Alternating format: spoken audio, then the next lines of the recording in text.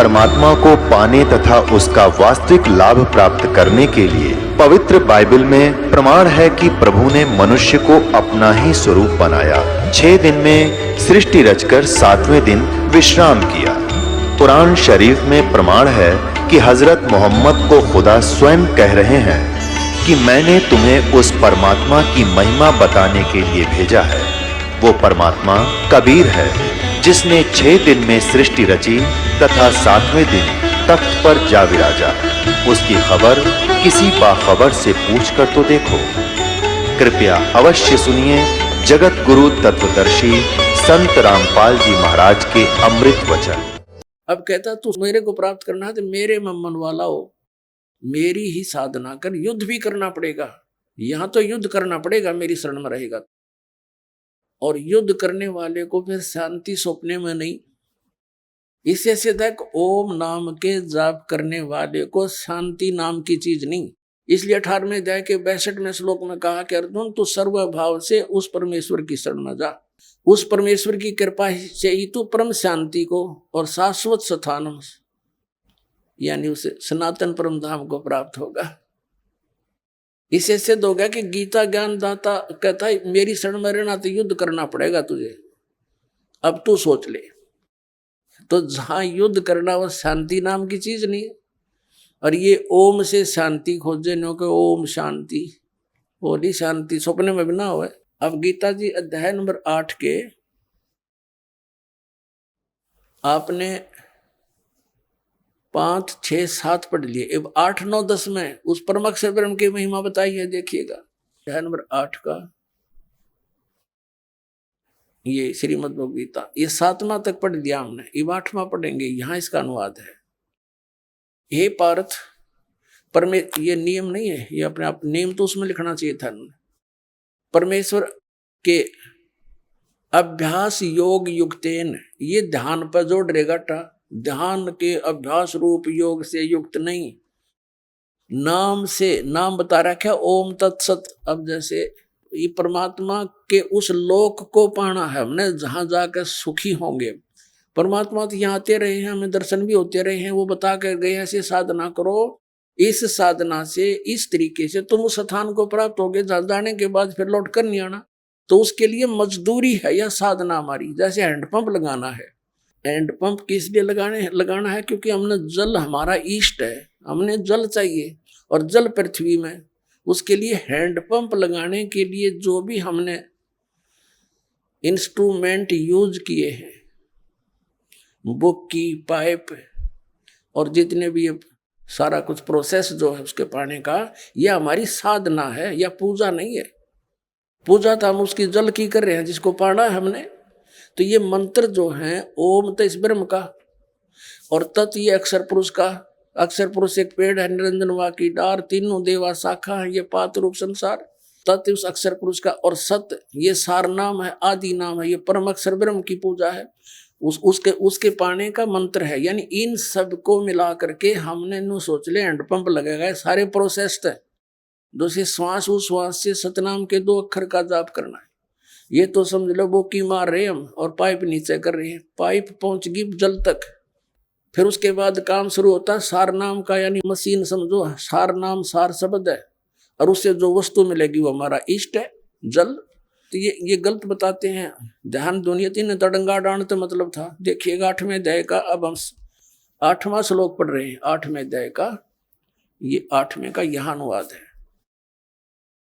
हे पार्थ, परमेश्वर के अभ्यास, उस नाम के अभ्यास से, जो उसका सच्चिदानंद ब्रह्म का नाम है ना, उसके अभ्यास से के योग से युक्त, उसकी भक्ति से युक्त, दूसरे और न जाने वाले चित्त से, यानी बिल्कुल किसी और इष्ट की देव की पूजा नहीं करनी, उस भगवान को इष्ट मान कर पूजा करनी।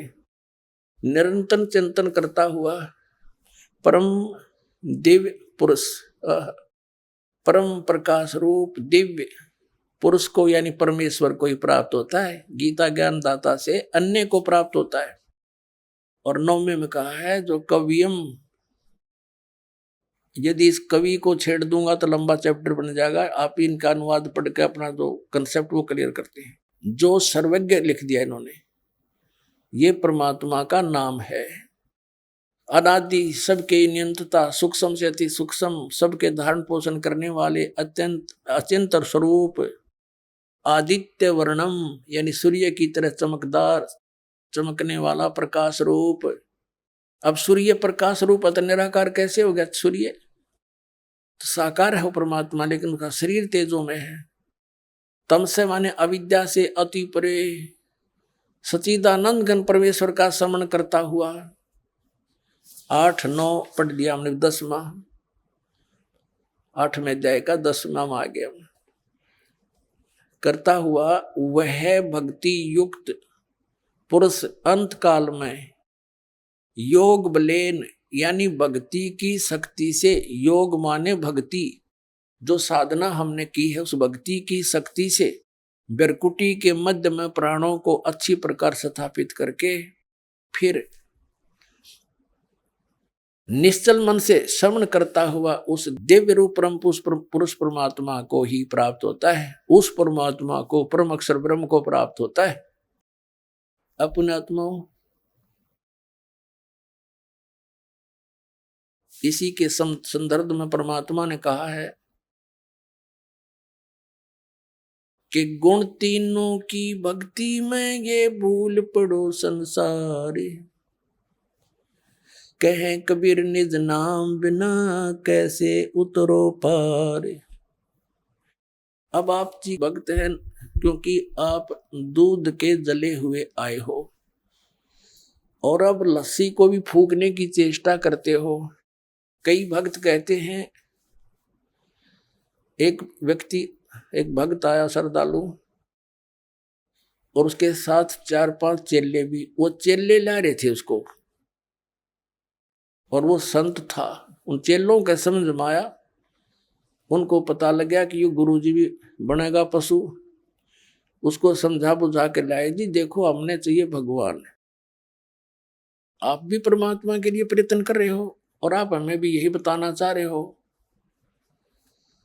परमात्मा की भक्ति करो। आज हमने जो ज्ञान सुना है एक, आप उसका निर्णय करो और चलो आप भी चलो वहां देखो, यहाँ आए, उसने ज्ञान सुना समझा। अब चेलों के कहने से उसने मानना पड़ा, नाम ले लिया। अब देख अब उल्टी गंगा चढ़ाओगे परमात्मा, अब गुरुआ ने चेले पार करवाओगे, इन्हें समझा बुझा के लाओगे, क्यों डले ढोरे अपने कर्म फोड़ रहे हो, आप कल्याण करवा लो चल के। तो चातुर आदमी था, कर्म घने बिगड़ गए थे उसके, अभिमान शेष था, नाम लेकर गया, पहला मंत्र ले गया। फिर क्या कहता, उन चेलों के सामने है या मिलते समय 4 नौन खड़े, उसके 4 इधर खड़े, कहने लगे एक तरफ तो आप कहते हो मेरी एक प्रार्थना है, सुनना सुना मैं बस सुना, एक तरफ तो कहते हो इनकी पूजा नहीं करनी है, अरे मंत्र वही दे रहे हो, देखो भाई देखो। बता भाई, अब उसने 1 मिनट में क्या समझाऊं मैं उसको, क्योंकि उसने तो ये चाहा था कि चेले फिर मेरे चिपके रहे, इनके कल्याण से कोई लिंक नहीं था उसका, अज्ञानी आदमी था। अपने आत्माओं, ये भक्ति नहीं दे रहे हम इनकी। अब जैसे हम विदेश में गए हुए हैं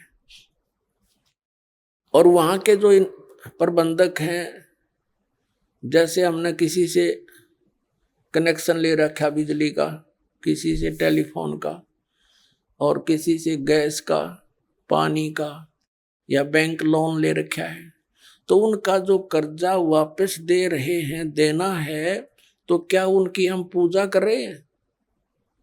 वो तुम्हारा एक इंसानियत के नाते परम करते हो बनता है, उनका टैक्स दें, बिजली वालों का बिल भरे, वो हमारा कनेक्शन जारी रखे। ये क्या उनकी पूजा थोड़ी कर रहे हैं, एहसान थोड़ा हम कर रहे हैं उन पर, हम पैसे दे रहे हैं और उनसे ले रहे हैं, और वो क्या एहसान कर रहे हैं हमारे ऊपर। तो इतनी समझ रहेगी, अभिमान छूटता नहीं प्राणी का।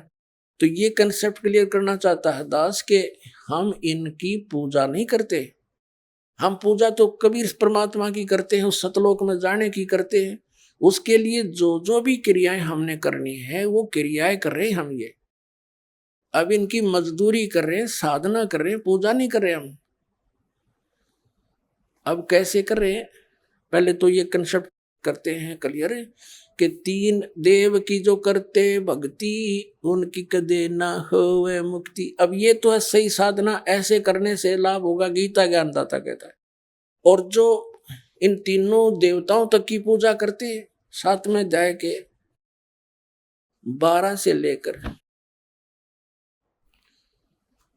और 15 तक रजगुण ब्रह्मा, सतगुण विष्णु, तमगुण शिव जी की जो साधना करते हैं, इन्हीं को इष्ट मानकर पूजते हैं, उनके लिए कहा है।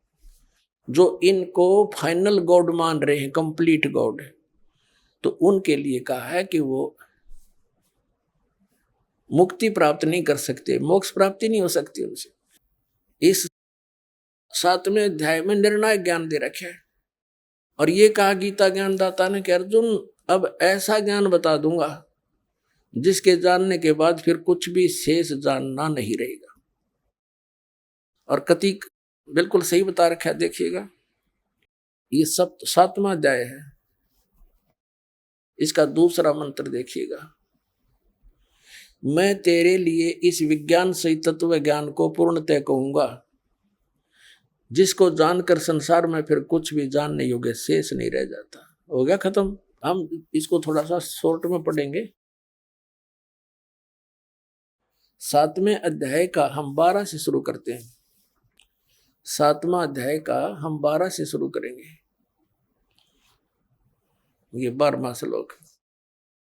अभी और भी जो सतगुण से उत्पन्न होने वाले भाव हैं और रजोगुण से तथा तमोगुण से उत्पन्न होने वाले भाव हैं, उन सब को मुझसे ही होने वाले हैं ऐसा जान, परंतु वास्तव में उनमें मैं और वे मुझ में नहीं है। अब अभी ताजा ये सिद्ध किया आपको कि रजगुण ब्रह्मा है, सतगुण विष्णु, तमगुण शिव जी।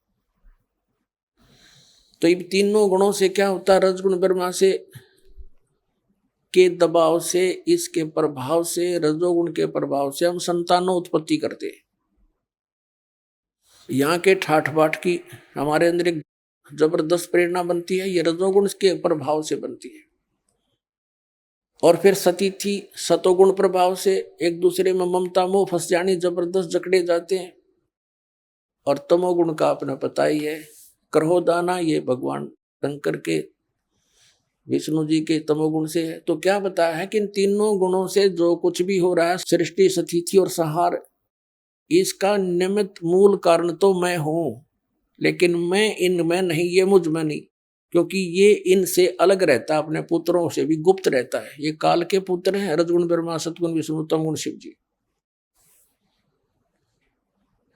तो ये क्या बता रहा है आगे देखिएगा। 7वें अध्याय का 13वां श्लोक पढ़ेंगे। 12वां हमने पढ़ लिया। गुणों के कार्य रूप सात्विक, राजस, तामस, इन तीनों प्रकार के भावों से सारा संसार, प्राणी समुदाय मोहित हो रहा है। इन तीनों गुणों से परे मुझ अविनाशी को नहीं जानता। अब इस कितना कह रहा है कि ये तीनों गुणों के, रजगुण ब्रह्मा, सतगुण विष्णु, तमगुण शिव जी से ही जकड़ी हुई इनकी बुद्धि, इनसे ऊपर ब्रह्म मुझे भी ना जानते, इनसे अधिक लाभ मैं दे सकता हूं। आगे देखना 14वें में क्या किया। अध्याय नंबर 7 के श्लोक नंबर हम 14 को पढ़ रहे हैं। क्योंकि यह अलौकिक अति अद्भुत त्रिगुणमयी मेरी माया, रजगुण ब्रह्मा, सतगुण विष्णु, तमगुण शिव जी के द्वारा फैलाया गया जाल बड़ी दुस्तर है, यानी बड़ी खतरनाक है। परंतु जो पुरुष केवल मुझको निरंतर भजते हैं, वे इस माया का उल्लंघन कर जाते हैं, अर्थात इससे ऊपर उठ जाते हैं, जो ब्रह्म साधना करते हैं। अब 15वें में कहा है, इस माया के द्वारा जिनका ज्ञान हरा जा चुका है, रजगुण ब्रह्मा, सतगुण विष्णु, तमगुण शिव जी तक जो सीमित है, इन्हीं को इष्ट मानकर पूजते हैं, इनसे आगे किसी की सुनने को तैयार नहीं, और किसी की बात को नहीं सुनते। ये देखिए, वे असुर स्वभाव को, राक्षस स्वभाव को धारण किए वे मनुष्यों में नीच, दूषित कर्म करने वाले मूर्ख मूढ़ लोग मुझको नहीं भजते। और फिर अपने बारे में बताता है, मेरी भक्ति भी 4 प्रकार के करते हैं। चतुर्विधा भजन्ते माम जना सुकृत न अर्जुन, आर्त, जिज्ञासु, अर्थार्थी, ज्ञानी च भर्तर सब। गीता ज्ञानदाता ने स्पष्ट कर दिया कि मुझे छोड़कर अन्य देवताओं की, रजगुण ब्रह्मा, सतगुण विष्णु, तमगुण शिव जी की जो पूजा करते हैं, वहां तक उनकी बुद्धि हरी जा चुकी है, इनसे आगे कोई सुनते नहीं। जैसे ये आचार्य शंकराचार्य, ये जितने भी पवित्र हिंदू धर्म के गुरु धर्म गुरु हैं, ये ब्रह्मा विष्णु महेश, ये विष्णु जी शंकर जी और श्री कृष्ण जी पर हमारी बुद्धि को सीमित कर दिया। हम इन ताकि किसी की सुनना चार नहीं, कट मरे एक दूसरे के साथ हैं। तो कहते हैं राक्षस स्वभाव को धारण किए मनुष्यों में नीच, दूषित कर्म करने वाले मूर्ख, ये मेरी भक्ति भी ना करते। ओए होए, अब इनको 4 संज्ञा दे दी एक के श्लोक में। राक्षस स्वभाव को धारण किए हुए मनुष्यों में नीच, दूषित कर्म करने वाले मूर्ख। अब थोड़ा सा प्रमाण देते हैं। जैसे हिरण्यकशिपु ने रजगुण ब्रह्मा की पूजा करी थी, अपने पुत्र का शत्रु हो गया, हल्दी की गांठ पाकर पंसारी बन गया और सबको कह दिया मेरी भक्ति करो। अपने पुत्र का शत्रु हो गया, जुल्म गुजारे। फिर परमात्मा ने आकर उसकी छाती तोड़ी, कुत्ते वाली मौत मरा, राक्षस कहलाया रजगुण ब्रह्मा का उपासक। फिर तमगुण शिव जी का उपासक था रावण, कैसा दूषित कर्म किया, अपनी ही माता को उठा लाया, पति बनाने की चेष्टा करने लगा, सीता को उठा लाया। यानी शिव का पुजारी उसके बड़े भाई विष्णु की पत्नी ने उठा लाया। बता अकल। तो इससे दूषित कर्म और क्या करेंगे? दूषित कर्म करने वाले मूर्ख, राक्षस स्वभाव को धारण किए मनुष्यों में नीच। तो चारों उपमा इनके ऊपर फिट होगी। रावण कुत्ते वाली मौत मरा, राक्षस कहलाया। एक भस्मागिरी नाम का तपस्वी था, भगवान तमोगुण शंकर का उपासक। उसके द्वार के सामने, गेट के सामने ऊपर न पैर करके नीचे न सिर, सिरासन पर तपस्या शुरू कर दी, हठयोग। एक दिन पार्वती ने कहा कि भगवान आपका उपासक क्या मांगता दे दो, आप तो समर्थ है। तो शिव जी ने पूछा कि बोल भाई क्या मांगते हो भस्मागिरी। भस्मागिरी ने कहा भगवान वचनबद्ध हो जाओ तो मांगो। शंकर भगवान ने कहा ठीक है भाई तथास्तु, हो गया वचनबद्ध, बोल। एकदम खड़ा हो गया, सीधा ऊपर ने सिर करके कहने लगा भगवान ये भस्म कड़ा दे दो जो अपना हाथ में पहन रखे है। भगवान श्री शंकर जी ने सोचा साधु संत है, जंगल में रहता है, अपनी रक्षा के लिए मांगता होगा, निकाल के दे दिया और वचनबद्ध हो ही गए थे। अब ज्यों ही उस राक्षस के हाथ में वो कड़ा आया, उसी से मैं कह दिया कि होले होशियार शिव जी तुझे मारूंगा, मैं इसलिए साधना कर रहा था और पार्वती को पत्नी बनाऊंगा। हा हा हा हा, एकदम बदल गया थे। और अब देख लिया भगवान शिव ने भी भाई तो बात बिगड़ गई, राक्षस की इसकी वह चेहरा है बदल गया एकदम। तो भगवान शंकर भाग लिए वहां से अपनी जान बचा के। अपने आत्माओं देखो, आगे आगे तो भगवान और पाछे पुजारी, जा खागड़ा जोटे की तरफ आगे।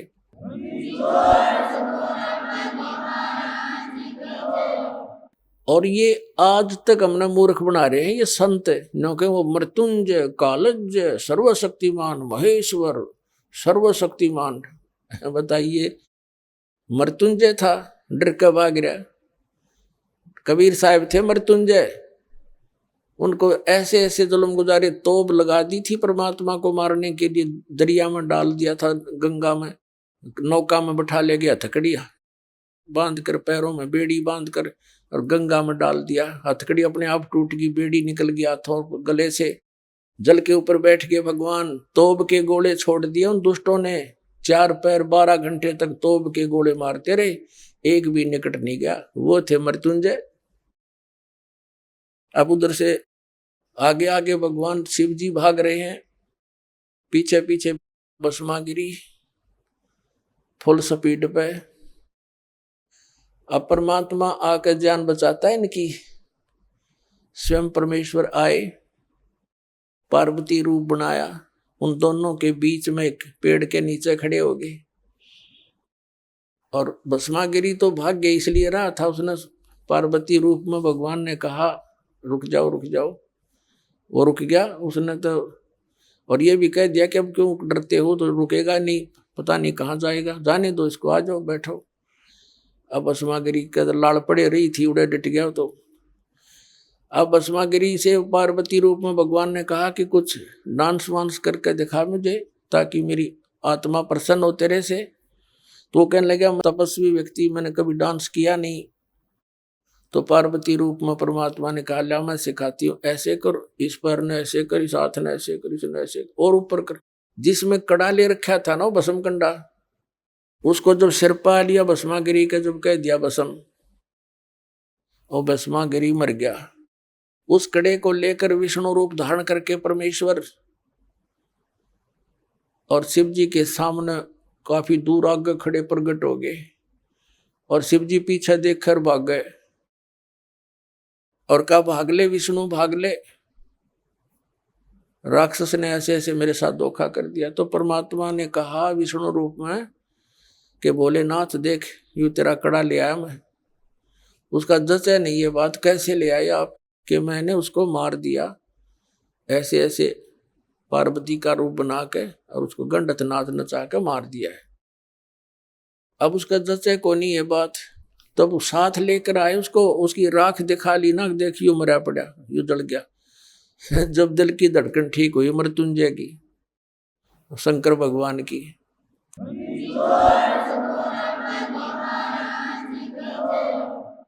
अपने आत्मा इससे भी दुष्ट और कौन होंगे, अपनी माँ के ऊपर नीत डिगा दी। और भगवान शंकर को अंतर्यामी के ये नहीं समझ सका, राक्षस के सोच लिए बैठा है, और दे दिया कड़ा ठाकर, उसका दो मारो जूत भगा देता वहां से।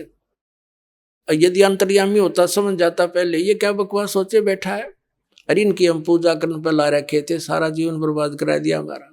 और परमात्मा 600 वर्ष पहले कहा करते, 3 देव की जो करते भक्ति, उनकी कदे ना हुआ मुक्ति। अब भस्मागिरी से भस्मासुर हो गया, राक्षस कहलाया, और कुत्ते वाली मौत मरा। ऐसे दूषित कर्म, ऐसे जुल्म, अपनी माँ पर नीत डिगारा, यानी देव इष्ट देव रूप में पूजे, उसकी पत्नी पर दोष मन में नीच के, इसे दुष्ट और कौन होगा। फिर तीसरे आते हैं विष्णु के उपासक वैष्णव। एक बार कुंभ का मेला हो गया हरिद्वार की, हर की पैड़ी पर भी का उनका संयोग बन गया। तो वहां पर ये गिरिपुरी, नागा नाथ, सन्यासी, वैष्णव, ये अपने अपने ग्रुप में इकट्ठे हो जाते हैं। नागा का अलग ग्रुप, सन्यासियों का अलग, वैष्णव का अलग, नाथों का अलग, कनपाड़े नाथ न्यारे। ये नागा तो हैं भगवान तमोगुण शिव के उपासक, और वैष्णव साधु हैं ये भगवान विष्णु सतोगुण के उपासक। इनका एक समय निर्धारित होता है, घंटे आध घंटे का जितना भी होता है, कि उसके दौरान जो नहा लिया सो नहा लिया, ये मानते हैं कि उसका कल्याण हो गया। अब गए थे कल्याण करवाने, और फिर क्या हुआ उनका वहां पर, अब स्नान करने का जो समय आ गया उनका, पर भी लगनी थी कुंभ के मेले की, तो सभी अपने अपने ग्रुप में चल पड़ते हैं। नागा अलग से, वैष्णव अलग से, नाथ न्यारे, सन्यासी भिन्न अपने अपने खेमे में चल पड़ते। तो सबसे पहले नागा पहुंच गए, कति नंगे रहते हैं वे, और वो हरकी पैड़ियों पर सब जगह खड़े हो गए, नहाने की पोजीशन पकड़ गए। पीछे से वैष्णु साधु आगे, सतोगुण विष्णु जी के उपासक। उन वैष्णव ने कहा कि नागाओं, पहले हम स्नान करेंगे, हम सर्वश्रेष्ठ हैं, तुम बाद में नहाना। अब नागा कहने लगे, नहीं हम सर्वश्रेष्ठ हैं, हम त्यागी और बैरागी हैं, हम नहीं इच्छा रहते, हम वस्त्र भी धारण नहीं करते, हम बिल्कुल निर्लेप है। तो विष्णु के उपासक वैष्णु साधु कहने लगे, शरड फेरडो, तुम टट्टी के हाथ धोते नहीं, राख लपेटे आंडो, गधे की तरह लोट मारो, आज तुम प्रथम नहाने वाले हो गए, पहले हम नहाएंगे, तुम बाहर आओ। अब ये वचन सुनकर अब वो तमोगुण के पुजारी हो गए उल्टे, और पकड़ लिए उनके सिर के वो जटा, पकड़ पकड़ के वो उसकी पकड़ रहे, और वो उसकी लट्ठम लट्ठा, मुक्का मुक्का बुड़के काटे, मुखों से काटे, फिर तलवार निकाल जाए, कटारी मारे, एक दूसरे के छुर्रे गोप दे। 25,000 ये चरगुण उपासक ये कट का मर गए वहां पर हर की पैड़ियों पे। गंगा का पानी लाल बना दिया, लाश उसके अंदर 100 बहा दिए नरे। तो इसके विषय में सूक्ष्म वेद के अंदर परमात्मा ने कहा है, तीर तुपक तलवार कटारी जमदड़ जोर बदावे है, हर पैड़ी हर हेत न जाण्या वाजा तेग चलावे है, काटे शीस नहीं दल करुणा ये जग में साध कवावे है, जो जन इनके दर्शन को जावे उनको भी नरक पठावे है। अब क्या बताते हैं कि तीर कटारी तलवार ठोके एक दूसरे में, और ये तीर तुपक तलवार कटारी नौके जम धड़ जोर बधावे हैं, यानी कति डट के युद्ध किया उन्होंने। और हर पैड़ी हर हेत नहीं जाण्या वाजा करद चलावे हैं, भगवान हर पैड़ी कवे, भगवान का प्रेम भी नहीं और आपस में कटका मर गए वहां पर। काटे शीस नहीं दल करुणा ये जग में साध कवावे हैं, इनका इतनी दया नहीं, राक्षस से भी बुरे ये। काटे शीस नहीं दल करुणा ये जग में साध कवावे हैं, और जो जन इनके दर्शन को जावे, इसे ऐसे व्यक्तियों के पास जो जागा उनको यही पाठ पढ़ाओगे कटने और मरने का,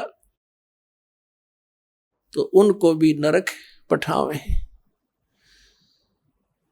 तो पुण्यात्मा परमात्मा 600 वर्ष पहले कहा करते, गुण तीनों की भक्ति में ये भूल पड़ो संसार, कहे कबीर निज नाम बिना कैसे उतरो पार, तीन देव की जो करते भक्ति उनकी को देना होवे मुक्ति।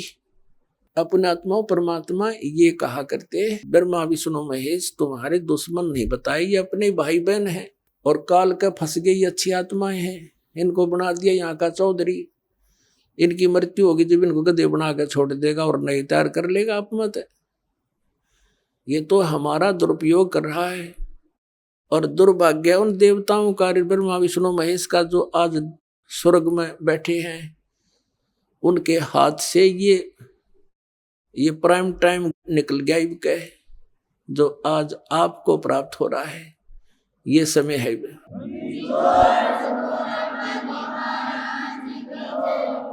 परमात्मा कबीर जी आदरणीय गरीबदास साहिब जी को सतलोक लेकर गए थे, वह सब सतीथि से परिचित करा कर, ब्रह्मा विष्णु महेश की परिचित सतीथि से परिचित करा कर वापस छोड़ दिया।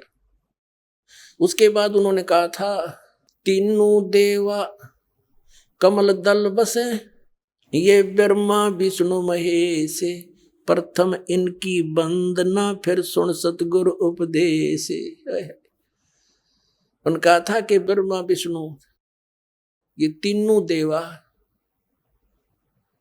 कमल दल में बसते, हमारे कमलों में, इन दलों में अंदर रहते हैं, और प्रथम इनकी वंदना, ये मंत्र जो करते हैं इनकी साधना करते हैं, और फिर सुन सतगुरु उपदेश, सतगुरु के ज्ञान को सुनो और उसका पूरा कंप्लीट कोर्स लो, तब ये बात बनेगी। अब ब्रह्मा विष्णु महेश हमारे कोई दुश्मन नहीं है। कई कहते हैं कि आपके गुरु जी तो ब्रह्मा विष्णु महेश को छुड़वाते हैं। ब्रह्मा विष्णु महेश को हम छुड़वा सकते हैं? हम कोई बालक हैं? अब जैसे ऊर्ध्व मूलम अधः शाखम, ऊपर को जड़ वाला, नीचे को तीनों गुण रूपी शाखा वाला, उल्टा लटका हुआ संसार रूपी वृक्ष है। अब इसमें क्या है? ऊपर को जड़ता पूर्ण परमात्मा, नीचे को तीनों गुण रूपी संसार रूपी वृक्ष की शाखा है। तो क्या कोई शाखा को काट देगा बुद्धिमान व्यक्ति?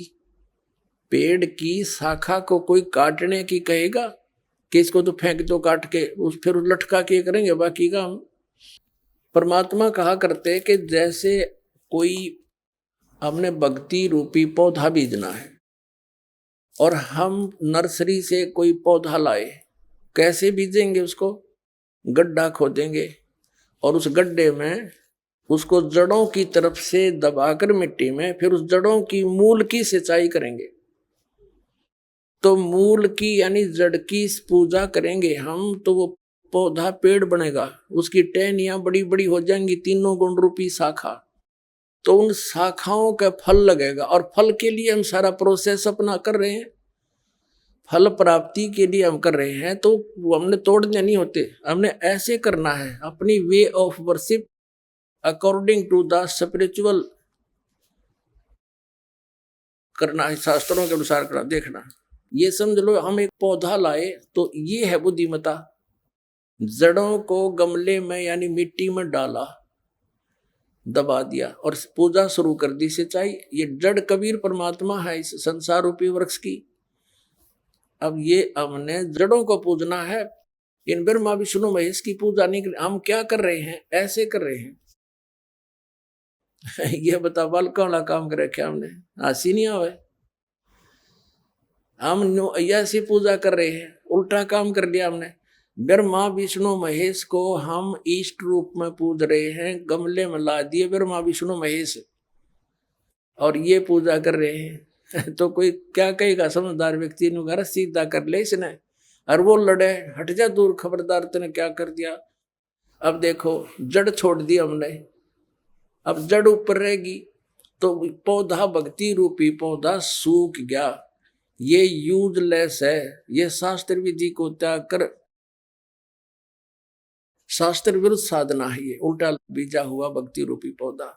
और हमने ऐसे करने को कहा, तो इसमें इसकी पूजा करेंगे भगवान कबीर साहब की, फिर हमारे शास्त्र अनुकूल कर्म बनेंगे। शास्त्र अनुकूल संस्कार होने से ये फल ब्रह्मा विष्णु महेश ने देना हमारे को, क्योंकि यहाँ के ये प्रधान है, इबिन का फल लगेंगे। अब इसका प्रमाण देते हैं।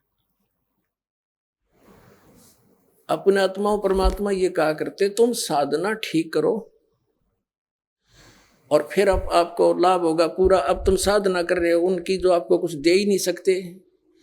अब जैसे आप किसी फैक्ट्री मालिक की नौकरी कर रहे हो, तो नौकरी उसकी कर रहे हो, आपकी हाजिरी लगकर तनख्वाह बनकर कैशियर के पास आती है, अकाउंटेंट के पास आती है।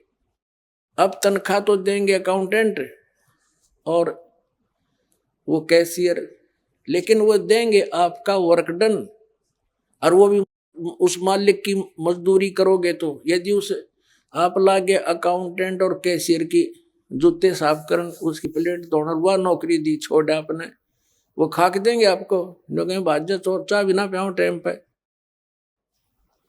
तो इसी प्रकार हमने पूजा तो करनी है, मजदूरी तो करनी, इष्ट रूप में तो पूजना परमपिता को कबीर साहब को, और फिर उससे बनेंगे हमारे शास्त्र अनुकूल जितने भी शुभ संस्कार फिर देंगे। यही यहाँ पर जब तक आप यहाँ रहोगे तो यहाँ के ये प्रधान है, इन्होंने हमारा वर्क डन देना है।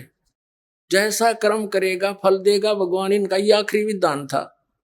तो ये भगवान तो वर्क डन ही दे सकते, इसमें ऐड नहीं कर सकते। और फैक्ट्री मालिक बनवाना करा के दे तोहफे में, यानी परमात्मा हमारे मालिक हैं, मालिक तो कुछ भी दे सकता है। अब और थोड़ा सिखा दिखाते हैं, क्योंकि कंसेप्ट इससे जुड़ा हुआ है। इसी गीता जी अध्याय नंबर 3 के, ये श्रीमद् भगवद गीता अध्याय नंबर 3 के आपको दिखाते हैं श्लोक 10 से लेकर 15। ये देखिएगा, श्रीमद् भगवद गीता अध्याय नंबर 3 के और श्लोक नंबर 10।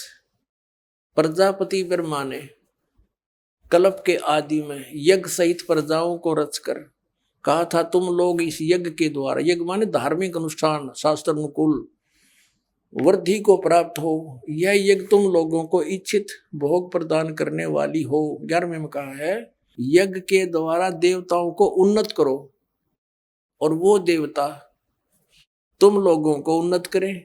इस प्रकार निस्वार्थ भाव से एक दूसरे को उन्नत करते हुए तुम लोग कल्याण को प्राप्त हो जाओगे। 12वें में फिर कहा है, यज्ञ के द्वारा बढ़ाए गए देवता, बताओ देवता ने क्या हम पकड़ कर बढ़ावांगे, खींच कर बढ़ावांगे उन्हें।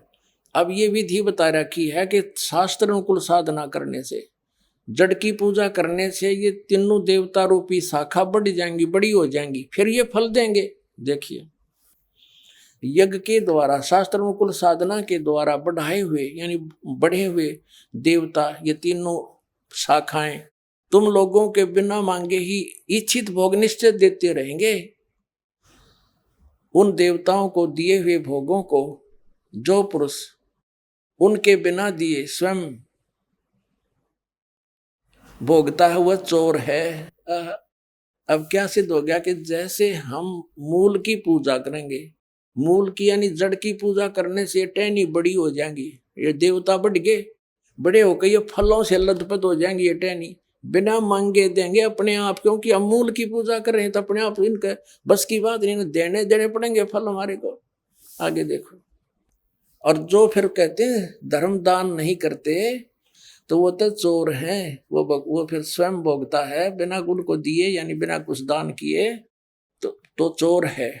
13वें में कहा है यज्ञ से बचे हुए अन्न को खाने वाले श्रेष्ठ पुरुष सब पापों से मुक्त हो जाते हैं। और जो पापी लोग अपने शरीर पोषण के लिए ये अन्न पकाते हैं वे तो पाप ही खाते हैं। और पुण्यात्माओं, यहाँ पर इस सतलोक आश्रम बरवाला जिला हिसार हरियाणा में पूरे विश्व में एक ये स्थान है जहाँ शास्त्र अनुकूल साधना होती है।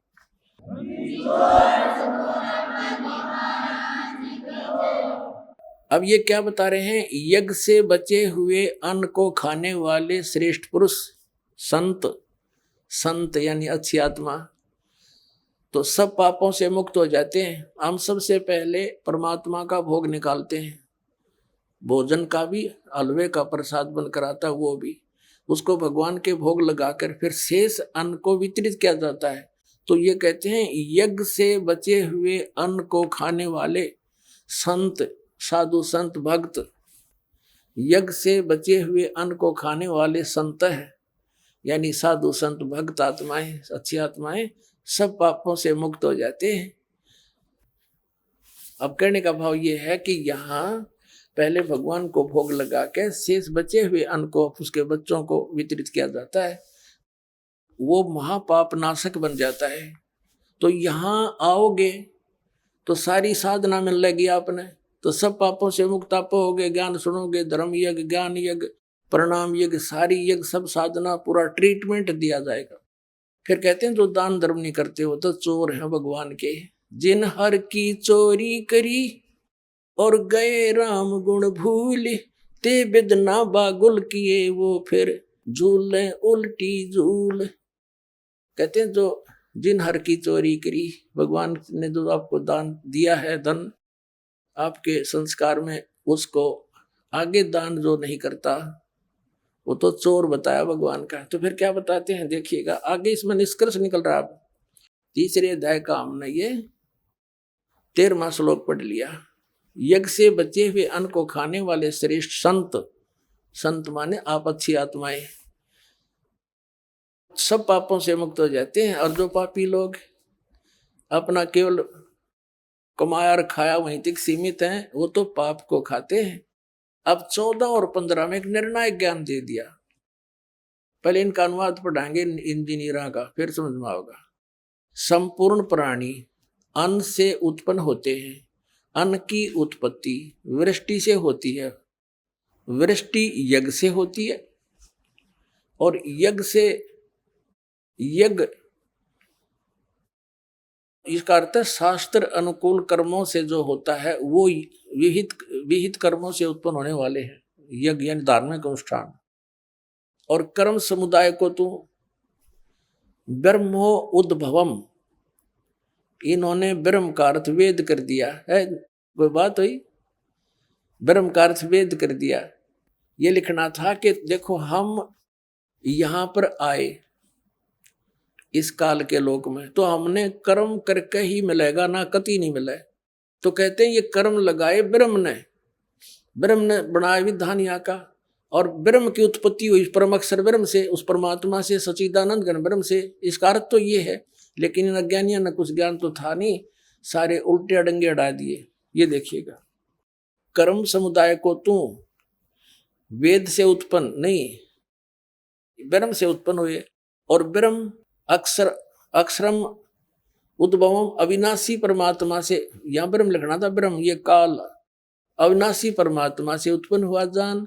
इससे सिद्ध होता है कि सर्वगतम ब्रह्म, सर्वगत माने सर्वव्यापी परमात्मा, सबका मालिक, सदा ही यज्ञों में प्रतिष्ठित है। उसको वो इष्ट रूप में पूज्य है, वही प्रतिष्ठित है सभी यज्ञों में, उसको इष्ट मानकर पूजा करनी चाहिए। इसका निष्कर्ष ये निकल गया। अब हम उस परमात्मा को इष्ट मानकर पूजा करेंगे तो हमारी शास्त्र अनुकूल साधना होगी। और इसमें कहा कि सारा जो शास्त्र अनुकूल साधना करने से हमारे शुभ संस्कार बनेंगे, ये भक्ति रूपी पौधा बड़ा होगा, ब्रह्मा विष्णु महेश के पास हमारे संस्कार जाएंगे और ये बिना मांगे आपको देंगे, आपको बिना मांगे देंगे। जैसे फल लदपत हो गए टहनिया के, आप भी खाओ, रिश्तेदार भी ले जाओ और पड़ोसी भी तोड़ ले जाओ तो भी समाप्त ना हो। तो इस प्रकार हमारा ये पूरा भक्ति क्रम पूरा होता है। तो हम आपको सबसे पहले परमात्मा ने कहा है कि तीनों देवा इन कमल दलों में बसे, ये ब्रह्मा विष्णु महेश, और प्रथम इनकी वंदना और फिर सतगुरु उपदेश। तो हम इनकी पूजा नहीं कर रहे, हम किसी का किराया दे रहे हैं, जैसे हम टैक्स भर रहे हैं बिजली का, हम बिल भर रहे हैं इसका टेलीफोन का, वो पूजा थोड़ी कर रहे हैं, वो तो हम उनको दे रहे हैं। तो हमें हमारी सुविधाएं जारी रखेंगे, नहीं देंगे तो कनेक्शन काट देंगे। तो हम शास्त्र अनुकूल साधना कंप्लीट कोर्स ना करके अपनी अपनी डफली पीट रहे हैं, जिस कारण से हम परमात्मा से मिलने वाली साधना से वंचित होकर के हम नास्तिक होते जा रहे थे। अब परमात्मा ने दया करी आपके ऊपर है और इस दास के ऊपर। इस दास को बनाया वो तत्वदर्शी संत, और जो ज्ञान परमात्मा 600 वर्ष पहले छुपा के थे खजाना, इस दास को चाबी दे दी। अब दास ने खोल दिया उसके बच्चों के सामने, अब खाओ और खर्चो, चलो सतलोक।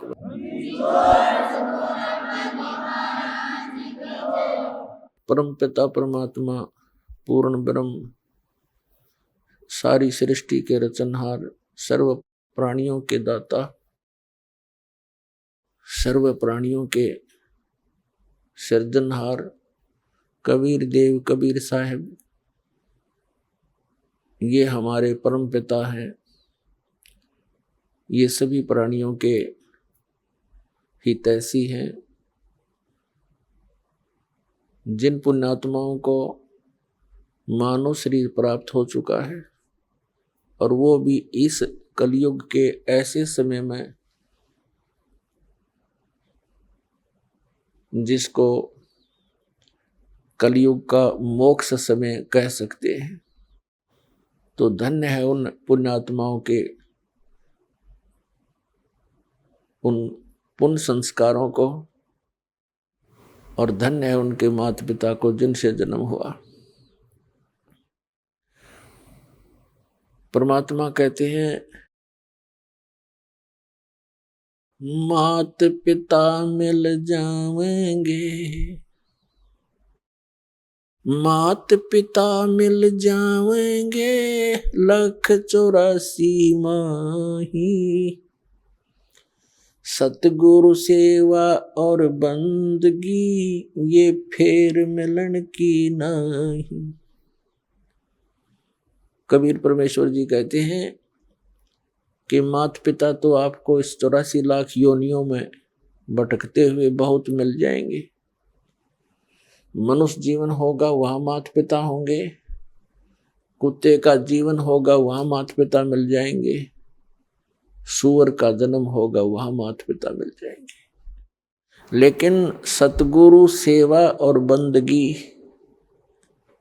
ये फेर मिलन की ना। पुण्यात्मा, हम कहाँ रह रहे हैं, कैसे लोक में हम जीवन व्यतीत कर रहे हैं, ये हमें कभी विशेष आभास हुआ नहीं।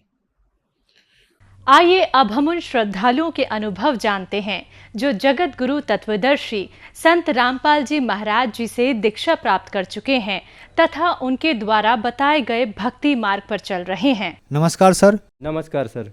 सर क्या नाम है आपका? मेरा नाम राजेश कुमार नाग है। राजेश कुमार जी, आप कहाँ से हैं? मैं राजनांदगांव जिला छत्तीसगढ़ से हूँ। राजेश कुमार जी, संत रामपाल जी महाराज से नाम दीक्षा आपने कब ली?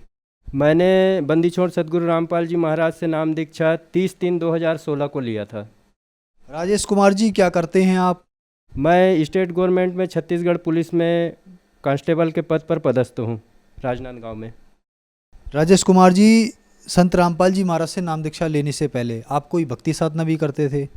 जी भगत जी, मैं संत रामपाल जी महाराज से दीक्षा लेने से पहले मैं पारंपरिक पूजा करता था और भगवान ब्रह्मा विष्णु महेश की साधना किया करता था। नवरात्रि में दुर्गा जी की साधना किया करता था और मैं काफ़ी लंबे समय से गणपति जी की स्थापना करवाते आ रहा था भगत जी। लेकिन मुझको कोई लाभ नहीं मिला, तो मैं रामायण गीता और पुराण आदि पढ़ता रहता था, तो जिससे मुझे यह जानकारी हुई कि जीवन में गुरु बनाना बहुत आवश्यक है। तो मैंने जोधपुर राजस्थान वाले गुरुदेव पंथ के श्री नारायण दास श्रीमाली जी से नाम दीक्षा लेके रखा था। तो उनके बताए हुए साधना के द्वारा मैं जंत्र तंत्र मंत्र ऐसे करवाते थे वो, तो रात भर हवन करना और मंत्र जाप करना इत्यादि कर्म किया करते थे, मगर उनसे भी मुझको कोई लाभ नहीं मिला।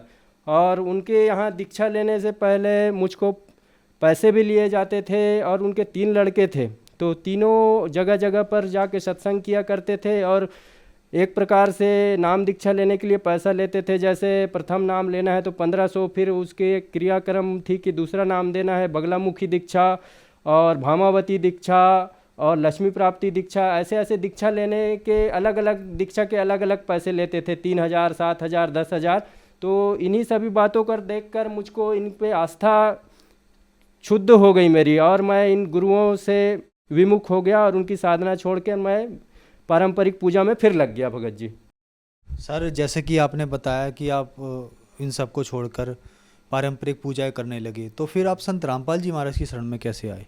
संत रामपाल जी महाराज की शरण में मैं ऐसे आया भगत जी कि मैंने आपको बताया कि ये सब गुरु जी से एकदम नफरत हो गई थी मेरे को ऐसे करके। तो मेरे ससुर जी संत रामपाल जी महाराज से सन 2013 से जुड़े हुए थे, तो उनके बताए हुए भक्ति के अनुसार वह बताते ही थे कि बेटा ब्रह्मा विष्णु महेश से ऊपर की साधना है और दुर्गा जी हैं इनकी माता, इनके पिताजी हैं और ब्रह्म है, परब्रह्म है, परम अक्षर ब्रह्म है, ऐसे करके बताते थे वो। तो मैं उनकी बातों को ध्यान ना देकर बस अपने पूजा में लगा रहता था। लेकिन आगे चलकर जीवन में उतार चढ़ाव के कारण मेरे को ऐसी स्थिति में आ गया कि मेरे को ऐसे लगने लगा कि अब शायद यहाँ इतनी भक्ति करने के बावजूद भी इतना परेशानी है, तो शायद मामा जी बता रहे हैं तो शायद सही होगा करके मैं उन्हीं कोई साधना चैनल में सत्संग देखना चालू किया मैंने। तो हमारे मामा जी द्वारा ये बताया गया कि साधना चैनल देखा करो बेटा, उसमें गुरुजी बताते हैं ऐसा ऐसा ज्ञान ऐसा करके। तो फिर मेरे द्वारा देखा जाने लगा। मैं तो ऐसी गुरुजी से ऐसी नफरत सी करने लगा था, क्योंकि सारे गुरुओं को एक ही तराजू में तौल रहा था मैं। तो फिर धीरे धीरे देखना चालू किया सर जी की साधना चैनल को। तो जैसे जैसे गुरुजी संत रामपाल जी महाराज बताते थे कि गीता में ऐसा लिखा है, पुराण में ऐसा लिखा है, कुरान में ऐसा लिखा है, ऐसा कर करके वो जैसा जैसा बताते थे, फिर मैं वो पुस्तक जो है मार्केट से ख़रीद के लाता था कि ये संत रामपाल जी महाराज जो बता रहे हैं वो सही बता रहे हैं कि ऐसा करके। तो मैं जैसे जैसे उनके बताए अनुसार फिर मैं गीता लिया, पुराण लिया, शिव पुराण लाया, मत्स्य पुराण लाया, देवी पुराण लाया, भगवती पुराण लाया, गरुड़ पुराण लेके लाया और सारे पुराण ला के उन सभी को मिलाता गया कि इसमें क्या क्या लिखा है ऐसे करके। तो एक दिन मैं मिलाते मिलाते एक सृष्टि रचना देखा जो संत रामपाल जी महाराज द्वारा बनाया गया है, एक सृष्टि रचना। और सृष्टि रचना देखने के बाद तो मैं संत रामपाल जी महाराज के श्री चरणों में लेट गया कि मालिक आप कहाँ थे और इतना अनमोल ज्ञान हमसे छुपा रहा। भगवान कौन है, देवता कौन है, इनकी बारे में जानकारी आज तक नहीं थी। तो उस सब को देखने के बाद मैं संत रामपाल जी महाराज की शरण में आ गया। सर, संत रामपाल जी महाराज की शरण में आने के बाद आपके क्या अनुभव रहे, क्या लाभ मिले आपको? सर जी, संत रामपाल जी महाराज की शरण में आने से सबसे बड़ा लाभ तो मुझे आध्यात्म की जानकारी हुई। हमको आज तक ये नहीं मालूम रहा कि भगवान कौन है।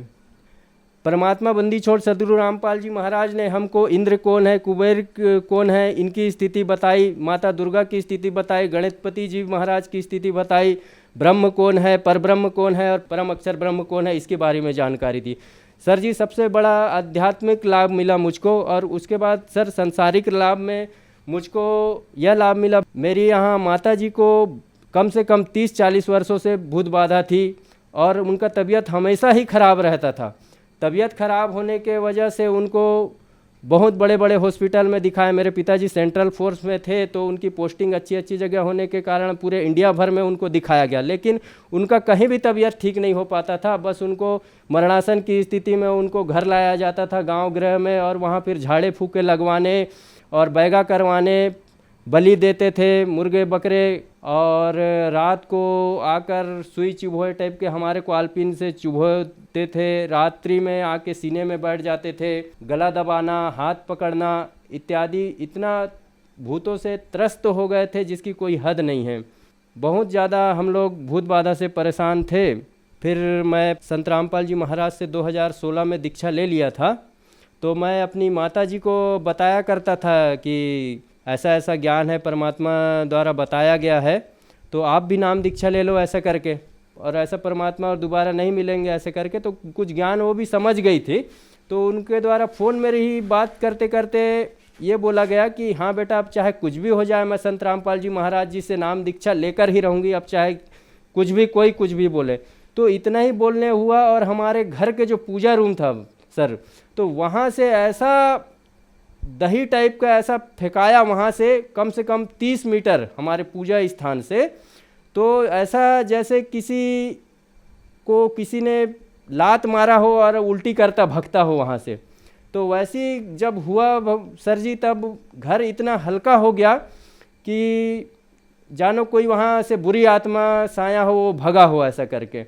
तब से हमको आज तक उस घर पर कोई भी भूत बाधा या कोई समस्या नहीं हुआ, ना ही वो दोबारा और वहाँ पे आए हैं। सर दूसरा बड़ा लाभ मेरे को ये मिला कि मेरी बच्ची हुई थी दूसरी वाली, तो उसको 10-15 दिन ही हुआ था, और उसको लेटरिन करने में समस्या आ गया सर। लेटरिन की समस्या हुई कि उसका पेट फूलने लग गया। अब पेट फूलने लग गया तो उसके बाद मेरे को स्थानीय डॉक्टरों को द्वारा दिखाया गया कि क्या हो गया है ऐसे करके। तो उन्होंने बताया कि नहीं, इसको बड़े हॉस्पिटल में ले जाओ, यहाँ हमसे नहीं हो पाएगा करके। तो उसी दरमियान सर मेरी दादी अम्मा ख़त्म हो गई थी। तो दादी अम्मा ख़त्म होने के कारण हमारे जो गुरु मर्यादा जो हमारे संत रामपाल जी महाराज जी बताते हैं, तो वो शायद मेरे कुछ चूक होने के कारण मेरा नाम खंडित हो गया रहा होगा, और उस नाम खंडित होने के वजह से काल अटैक मेरी बच्ची पर हो गया। और बच्ची पे काल अटैक होने के कारण वो बच्ची का पेट जो है बड़ी आंत में विकसित नहीं हो पाया करके ऐसे डॉक्टर लोग बताए हैं। तो मैं उनके इलाज करवाने कांकेर से फिर राजनांदगांव लेके आया, और उनको अनिमेश गांधी जो चाइल्ड स्पेशलिस्ट हैं उनको दिखाया। तो अनिमेश गांधी जी के यहाँ कम से कम 20 दिन एडमिट रही बच्ची, लेकिन उन्होंने भी आखिरी में हाथ खड़ा कर दिया कि नहीं, बच्ची को यहाँ समस्या ठीक नहीं हो सकता है, इसको आप कहीं बड़े हॉस्पिटल में ले जाओ और वहीं उनका इलाज कराओ, तब कहीं जाकर वो ठीक हो सकती है ऐसा करके। तो मैं छत्तीसगढ़ के सबसे बड़े हॉस्पिटल बाल गोपाल रायपुर ले गया। रायपुर में भी वहाँ एडमिट करके रखा सर मैं बच्ची को। तो वहाँ भी डॉक्टरों द्वारा बहुत सारा चेकअप करवाया गया। तो वहाँ भी चेकअप के दरमियान डॉक्टरों द्वारा यही बताया गया कि इसका सिर्फ एक ही इलाज है, इनका जो बड़ी आंत है वो 1 इंच करीबन विकसित नहीं हो पाया है, तो उसके लिए बच्ची का पेट को फाड़ना पड़ेगा और उसमें एक बाईपास अलग से पाइप डालना पड़ेगा, और वो पाइप करीबन लगभग साल भर तक वैसे ही रहेगा, और उधर ही से बच्चा मुंह से खाना खा के उधर पाइप तरफ से लेटरिन करेगी ऐसे करके उन्होंने बताया। तो मैं तो परेशान हो गया।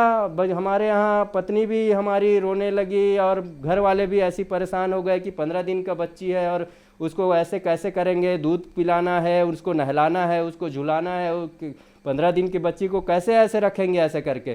तो राजनांदगांव वापस आया मैं, संत रामपाल जी महाराज से अपना नाम शुद्धिकरण करवाने गया सुरेगांव आश्रम, यही छत्तीसगढ़ बालोद जिला में उस समय था।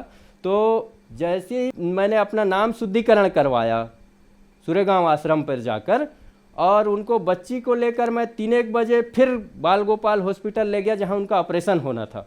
तो बाल गोपाल हॉस्पिटल में जहाँ उनका ऑपरेशन होना था, तो वहाँ एक सर्जन है आमीन मेमन करके, उनका अपना नर्सिंग होम भी है, तो मैं उनका नर्सिंग होम में ले गया उनको। तो मैं बोला सर ये बच्ची को ले आया हूँ ऑपरेशन कराने के लिए, तो डॉक्टर द्वारा बोला गया कि चलो ठीक है ले आया है तो इनको एडमिट कर देते हैं। तो लेकिन एडमिट करने से पहले थोड़ा सा देख लेते हैं करके, वो जैसे ही डॉक्टर ने बच्ची को उठाया और अपने जो उनका खाट रहता है उन पर लिटा के उनको चेक करने लगे, तो बच्ची द्वारा एकदम से लेटरिंग कर दिया गया वहीं पे। तो डॉक्टर थोड़ा सा हैरान हो गए, बोले कि अरे यार ये तो लेटरिंग कर रहा है ऐसे करके। तो फिर बोले कि और थोड़ा सा और देख लेता हूँ ऐसे करके, तो फिर दोबारा से उन्होंने लेटरिंग कर दिया बच्ची ने। तो डॉक्टर बोलते हैं यार ये तो ठीक है, इनको क्यों लाए हो ऐसे करके, ये तो ठीक है लग रहा है। अब जब अगर नहीं होगा तो दोबारा ऑपरेशन की स्थिति होगी तो ऑपरेशन करेंगे, लेकिन अभी इसको घर ले जा रहे हो, अगर नहीं करेगी तब दोबारा लाना, तब ऑपरेशन की सोचेंगे, अभी आप इनको घर ले जाओ ऐसे करके डॉक्टर द्वारा बोला गया। तो हम लोग बच्ची को सर ले आए वापस घर, और उसके बाद से सर जी हम लोग बच्ची को 1 रुपए की भी दवा नहीं खिलाए। बच्ची मस्त हेल्दी है, 3 टाइम खाना खाती है, 2-3 टाइम लेटरिन जाती है, और बंदी छोड़ की दया से बिल्कुल स्वस्थ है। आज डॉक्टर ने ऑपरेशन के लिए बोला था। ये जो रिपोर्ट है ये मेरी बेबी का जो बड़ी आंत होती है वो विकसित नहीं हो पाया था, तो उसके बारे में यहाँ पूरा डॉक्टर द्वारा बताया गया था कि ये इस पोर्शन पे 1 इंच विकसित नहीं हो पाया है ऐसे करके, ऑपरेशन करना ही इसका एक इलाज है ऐसे करके बताए थे। लेकिन परमात्मा बंदी छोड़ संत रामपाल जी महाराज की दया से सब ठीक हो गया। बिना ऑपरेशन के ही मेरी बच्ची का तबीयत एकदम ठीक हो गया। संत रामपाल जी महाराज जी से दीक्षा लेने के उपरांत हमारे पिताजी को भी बहुत लाभ हुआ। हमारे पिताजी को हाई बीपी हुआ करता था, हाई शुगर हुआ करता था। बीपी तो इतना हुआ करता था कि इलेक्ट्रॉनिक जो मशीन है वो काम ही नहीं करती थी, जो मैनुअल वाली होती है उसमें बीपी नपवाते थे, इतना ज़्यादा बीपी होता था। जब भी हम उनको किसी डॉक्टर के पास ले जाते थे तो डॉक्टर लोग बोलते थे कि अरे ये जिंदा कैसा है, ये खड़ा कैसा है, ऐसे करके इसको पकड़ो, इसको दवाई वाई खिलाओ, ऐसे करके उनको एडमिट करो, ऐसे ही बोला जाता था। तो जब से उन्होंने नाम दीक्षा लिया है तब से उनका बीपी और शुगर भी कंट्रोल रहते हैं, और परमात्मा जी से अभी बहुत बढ़िया दीक्षा लेकर भक्ति कर रहे हैं। संत रामपाल जी महाराज बताते हैं कि परमात्मा चाहे जो चाहे कर दे, परमात्मा वो कुछ भी कर सकते हैं इस दुनिया में। तो मेरे को वही याद आया कि परमात्मा तो सब चीज़ करने वाले हैं, वही जानी जान है और वो सब कुछ कर सकते हैं। सर जैसे कि आपने बताया आपने कोई गुरु राजस्थान में बनाए, तो आपने बताया कि वहाँ अलग अलग दीक्षा के अलग अलग पैसे लिए जाते थे। तो जब आप संत रामपाल जी महाराज की शरण में आए, उनसे नाम दीक्षा ली, तो क्या संत रामपाल जी महाराज के पास भी आपने ऐसा पाया कि अलग अलग दीक्षा के अलग अलग पैसे दिए हों आपने? नहीं भगत जी, संत रामपाल जी महाराज की जब शरण में आया मैं, तो यहाँ मुझको कोई भी पैसे देने नहीं पड़े, और ना ही कोई भी किसी प्रकार का कुछ पैसा देना पड़ा मुझको। बल्कि यहाँ से तो मुझको और भी संत रामपाल जी महाराज की दीक्षा लेने के पश्चात और भी मुझको निःशुल्क पुस्तक दिया गया, और यहाँ नाम भी निःशुल्क दिया जाता है यहाँ पर। सर संत रामपाल जी महाराज से नाम दीक्षा कैसे ली जा सकती है? संत रामपाल जी महाराज से दीक्षा लेने कर विभिन्न चैनलों में पीली पट्टी चलती है नीचे में, उनमें सभी आश्रमों की जानकारी दी जा रहती है, नंबरों की जानकारी दी जा रहती है। तो अब उन नंबरों पर फ़ोन करके अपने नज़दीकी नामदान केंद्र का पता कर सकते हैं, और उन्हीं पर फ़ोन करके वहाँ संत रामपाल जी महाराज से नाम दीक्षा ले सकते हैं। राजेश जी, हमारे चैनल पे अपने अनुभव बताने के लिए आपका बहुत बहुत धन्यवाद। सत साहेब भगत जी।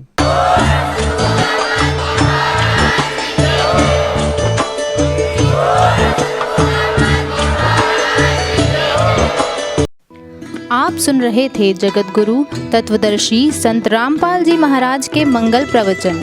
अधिक जानकारी के लिए संपर्क करें